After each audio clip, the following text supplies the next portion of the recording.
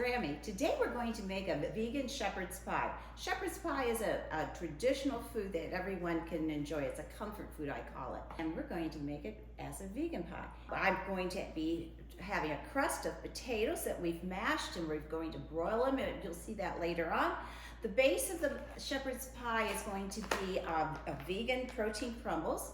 I've chosen this brand of ground beef, but you can use whatever you like. Sometimes people like to use lentils. I prefer this, but that's how we're going to do it. You're also going to be adding some small amount of sauteed mushrooms. I like to have peas in my shepherd's pie, and we'll be using carrots and some onions. Of course, we're going to season it with garlic, a little basil, a little thyme, and red wine, of course.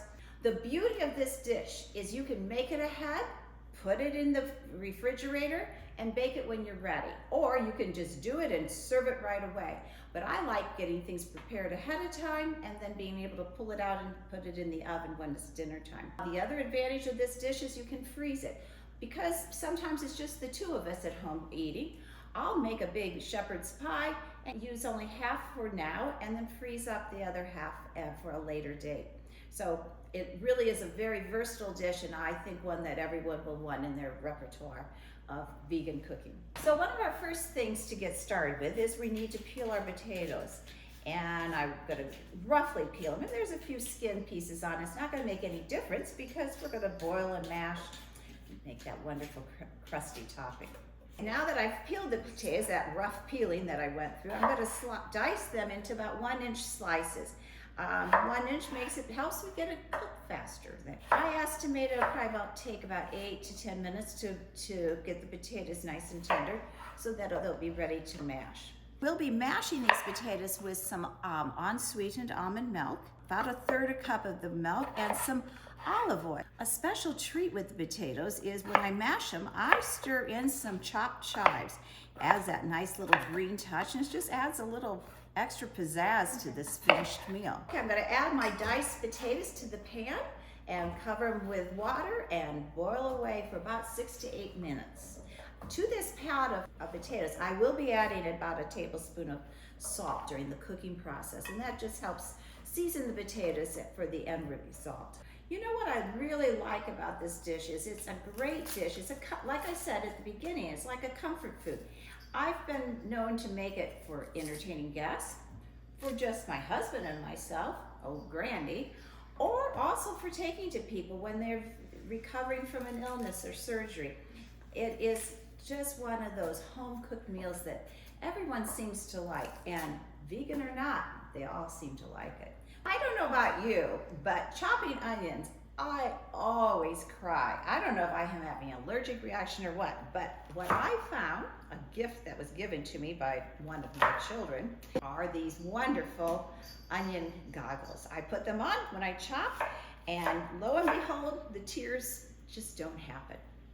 I know I look goofy, but you know what? The grandkids think they're funny. I'll be sauteing the onions and mushrooms together, so I'm going to go ahead and get my mushrooms diced up a bit too. Again, it's just a rough chopping of the mushroom, just into little small pieces, and it just adds that extra little special taste. It's not a lot of mushrooms, only about 4 ounces. Use whatever kind of mushroom you have. I found some white mushrooms at the grocery. They were inexpensive, and I thought perfect for this dish. Adding the onions and mushrooms to my skillet of olive oil. I like my oil to be hot when I add so that the vegetables don't overly absorb the oils before they start cooking. I'm going to brown this up, and then I'll add the garlic. And you don't want to add the garlic right away because garlic burns easily. You don't want to burn, you want to just cook. I've drained the potatoes, and now I'm ready to mash them.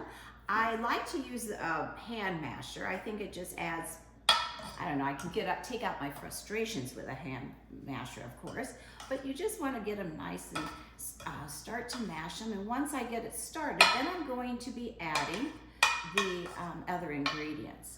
I'm adding 1/3 cup of the unsweetened almond milk. Be sure you're using unsweetened. And 1/4 cup of olive oil. And we'll mash that together.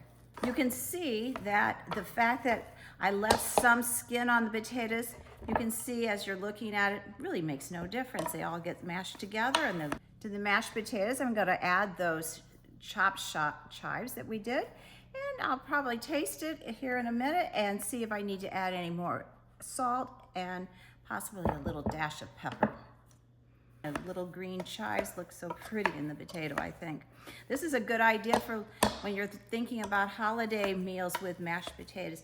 Add a few chives to them. It adds a little extra touch and just a little extra pizzazz, I think. Once I feel like my potatoes are mashed well enough, I'm just going to put the lid on them and cover them and set it aside because this will be our topping on our shepherd's pie. And we'll go over that in a little bit. Okay, as you can see, my onions and mushrooms are starting to cook up nicely. At this point, I'm going to add the garlic, a tablespoon of tomato paste. We're going to cook this up for about a minute or so, letting it kind of brown up nicely. At this point, you want to be careful not to overcook the garlic because it will start to brown too much. And you certainly don't want burnt garlic in this dish. The onion and mushrooms are browning up nicely with the garlic and tomato paste. I'm now going to deglaze the pan with about 2 tablespoons of red wine. We want to cook that for the wine to cook off, but also it helps us to deglaze the pan. There we go.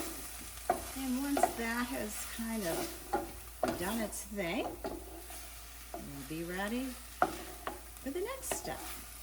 The pan now has deglazed quite well with the red wine, and I'm now going to sprinkle 2 tablespoons of flour, just all-purpose flour, and kind of coat everything with that.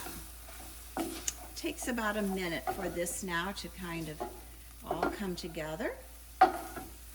After this, we will be adding our vegetable broth. I'm using 2.5 cups of vegetable broth.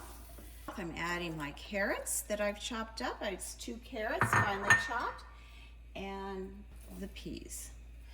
To this, I am also adding a bay leaf and a nice sprig of fresh thyme. Remember how much thyme you put in because you're going to have to be taking that bay leaf and thyme out, so you'll be fishing for it. I then am going to add the Worcestershire sauce. I like about 2 teaspoons. That should be it. And stir that up, and we're going to let that now simmer for about 15 minutes or so. It'll kind of get a nice thickened sauce as it simmers.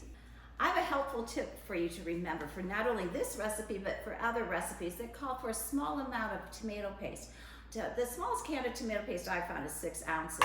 Usually a recipe may call for a tablespoon or 2 of tomato paste, and then you've got all this leftover tomato paste. Take a tablespoon of tomato paste, make little piles on a pan, stick it in the freezer, let them freeze. Once they're frozen into their little balls, I grab a baggie, put them in the baggie, and they're in the freezer, and when I need a tablespoon of tomato paste, take out 1 little ball. After this mixture has cooked for a bit, you can see that it's thickening up a bit. We're going to add our imitation ground beef. It's been frozen. It's been pre-cooked, so we don't really need to cook it or brown it. We just need to add it in here and let it simmer in the sauce. This has been cooking for about 10-15 minutes, and I just want to taste it, just see how the flavors are melding together. It's gonna be good. I've now put my sauce that I've prepared in an oven-proof dish that can go in the oven and also under the broiler. I will be taking the potatoes, I've added them to a little bag, Ziploc bag, and I'm going to cut just a corner off. And what I'm going to do with this is I'm piping the potato onto this meat sauce that we've prepared. You'll see how easy that is. It's almost like I'm decorating a cake. After I've smoothed those potatoes, I like to take and make some ridges. Take just a normal fork, put a few ridges in. What this will do is when it goes under the broiler, it just has a really good look. It looks Super, super inviting. We've topped this nice, wonderful sauce with our potatoes. We've smoothed it out. It's all ready. At this point, because I've just finished cooking the sauce and adding the nice warm potatoes, I could put it right now underneath the broiler for about 5-10 minutes, just until the crust gets nice and toasted brown. Or we could cover it and put it in the refrigerator and pull it out and bake it. At that point, we probably would be baking about 375 for 20 minutes or so until it's warmed through. And then take the cover off and broil those potatoes. Since I've just made it, I'm gonna pop it into the broiler now.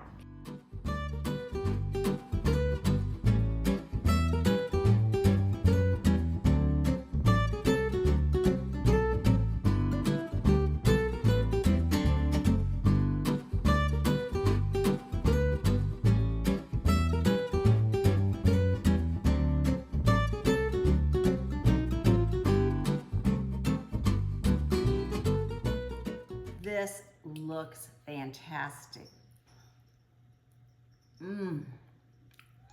Yummy. The beauty of this dish is it's all in one serving. You can put a salad on the side of the plate and some nice crusty bread, and you have a meal fit for company, for weeknight dinner, for taking to a friend. Enjoy.